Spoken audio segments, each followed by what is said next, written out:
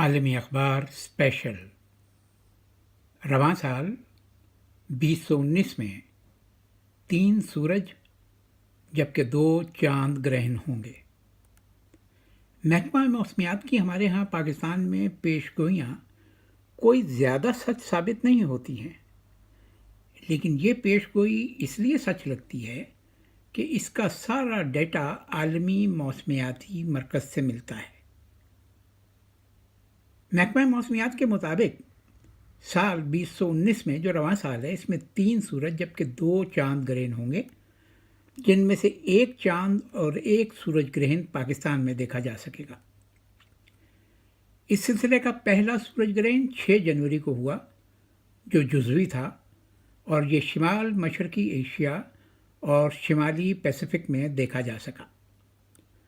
دوسرا سورج گرہن 3 جولائی کو ہوگا۔ یہ گرہن جنوبی امریکہ کے ممالک چلی اور ارجنٹینا کے جنوبی حصوں اور جنوبی پیسفک میں دیکھا جا سکے گا۔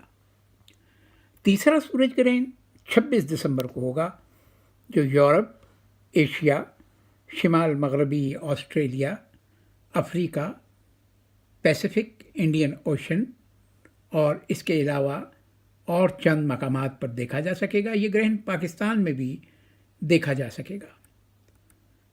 رواں سال کا پہلا چاند گرہن 21 جنوری کو ہوگا۔